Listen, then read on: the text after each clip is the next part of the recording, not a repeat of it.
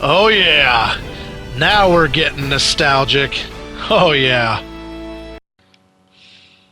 Alright, just so people know, I have played the story mode and beaten the story mode, but this is just plain arcade mode, which is like tried and true Contra, run and gun.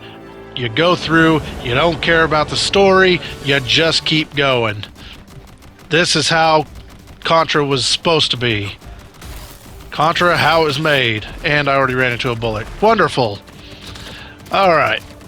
Here we go. Oh my goodness. This game, I will tell you, I'm already, I've enjoyed this game so far. Some people, they're like, oh, they stuck too true to the original. They didn't change it. You know what? They tried changing it up, and it sucked. It sucked so bad, it got really bad review. I can't even talk. That's how pissed off I'm at these people. Keep it simple. Keep it true to the original formula. That's Contra. Okay? Don't be changing it up with all this other 3D crap and whatnot. This is the way it should have been. This is a reimagining. Who cares if they stuck true to the old ways? Sometimes less is more, and sometimes you don't mess with something that ain't broken. You don't fix what ain't broken. That's what I'm getting at.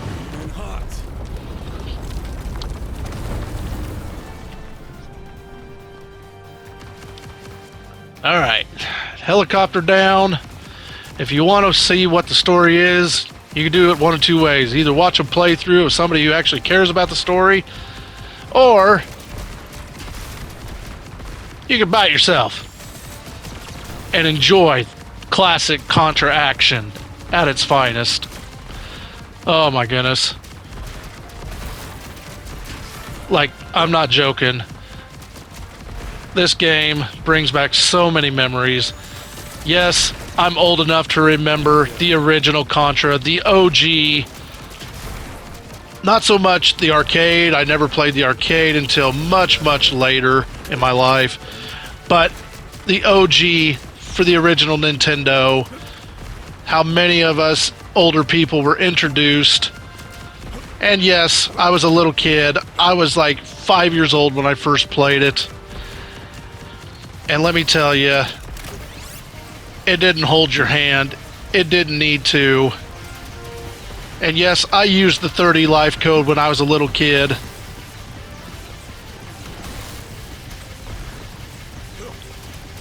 But you know what? It made it to where you could enjoy the game a lot more and not have to worry about not making it to the end of the game. I think people have gotten way, way, way too spoiled when it comes to games like this. Don't get me wrong, there are games where you need unlimited continues and save points and everything like that. But when we were kids, and these are the people, these are the millennials that were born 80s, 90s, you know who you are, even the late 70s. What was it? You went through the game, you went through each level, you were given a certain amount of lives. If you didn't make it, you were allowed how many? Usually 3 continues, right? And there were no saves, you had to use passwords, okay? Difficult for kids to comprehend these days. But if you didn't get the game beat within any of those, the lives, the continues, whatever, what happened? You didn't go all the way back. No. Well, you actually, no. Cancel that. No. You didn't get to start at the beginning of the level or a checkpoint. No. You went all the way to the back of the game. That's right. They said you didn't do good enough to beat the game, so now you got to get better at it. And what did we do? We didn't have money back then. We weren't able to buy as many games as we do now. So we went ahead, we got suckered into it because we had to beat the game. We had to have bragging rights. We had to tell our friends on the bus, we beat Contra. And guess what? We got good at it. We got through each and every level. We got closer, and finally, we were able to tell our friends we beat Contra. Now, most of the time, my friends would be like, "Oh, I beat it, 3 weeks ago. You suck." But you know something? I didn't care. I had finally achieved my dream. I had finally beat Contra, even though it was only like a 35-40 minute game. But you know what? Games nowadays, sometimes they take 10 to 20 hours to tell one story. The original Contra, we had a book. We had a manual that told us the story. 2 pages, that's all we needed. Alright, first stage is done. Here we go. Now, we're riding and gunning. Doesn't sound as good as run and gun, but we'll ride and die. There we go. See, look at this.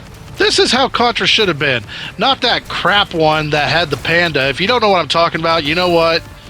If you want me to, after I beat this, let me know in the comments, and I will go through that game, especially for all of you, just to show you just how bad it is, because it's abysmal. One of the worst Contra games of all times. There was one on the PlayStation when they first tried to do 3D, and that was horrible. You had no depth perception in that game to tell how high bullets were.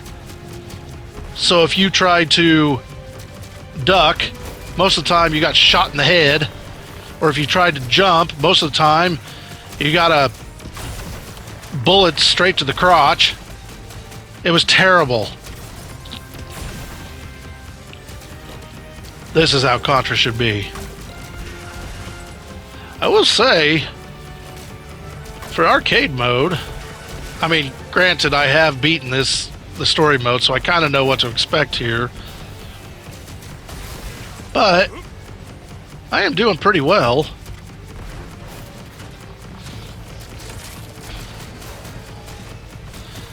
All right.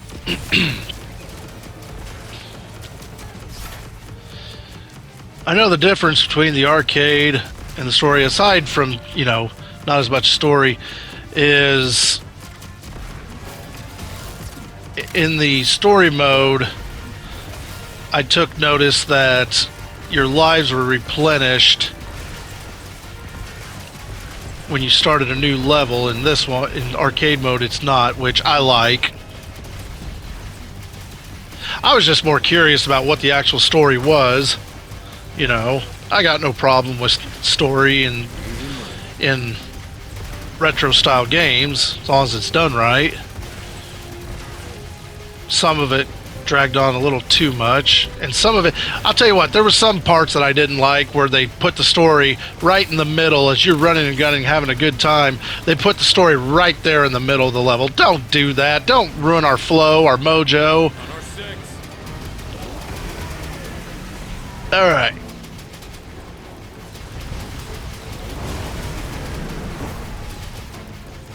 I had a little bit of trouble with this guy in the story, but I kind of know what to expect here unless they throw something different. Okay. And I got a perk that gives me, double stuff, double bullets or double firepower.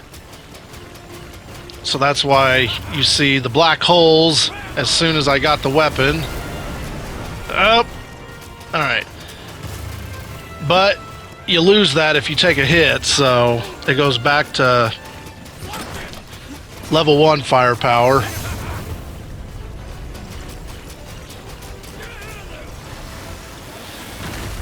I don't got a problem with the graphics either.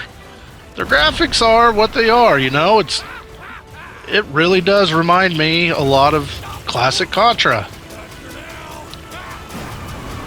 And this was developed by the same guys who did Contra 4, so if you owned a DS and you owned Contra 4, it was fun. It was a good time.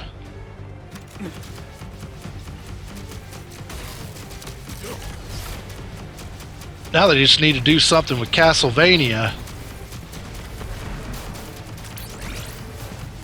The Lords of Shadow game were pretty good. I will give that. A little bit on the long side for me.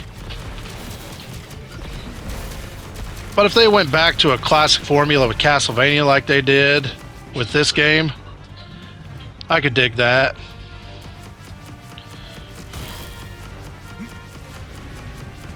You know, if they went back with a classic version of my wife, you know, the way she was, you know, when we first got together, I could go for that too. Ow! No! I'm sorry, I love you the way you are now! Oh, I know, I'm no spring chicken either. I'm bald, I'm fat. Sue me. You're stuck with me, you settled. Alright.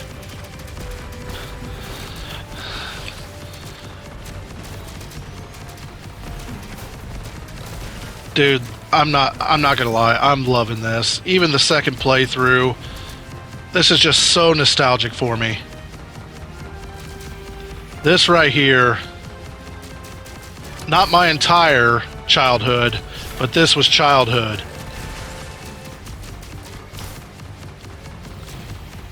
If you owned a Nintendo, you knew what Contra was. And if you didn't own Contra, then you were a loser.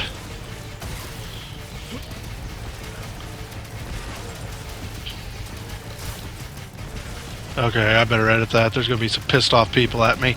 Anyways, but no, you knew what Contra was. And then Super C came out, another great Contra game for the NES.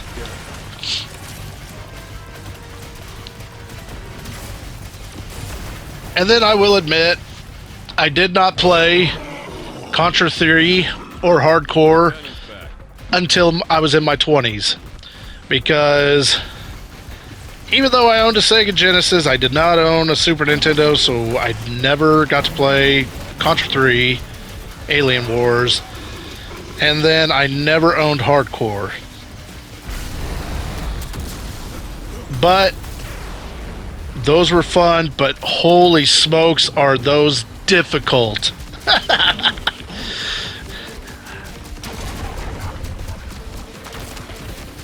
I do have the Contra collection.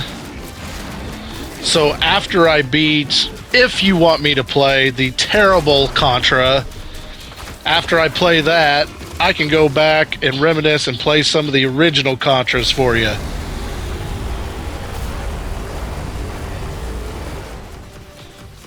I think that would be fun.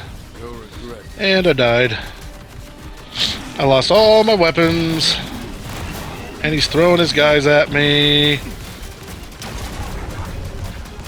And he's got to be dying soon. There he goes. There we go. We got him. We got him. All right. Stage complete. All right. Well, on to the next one.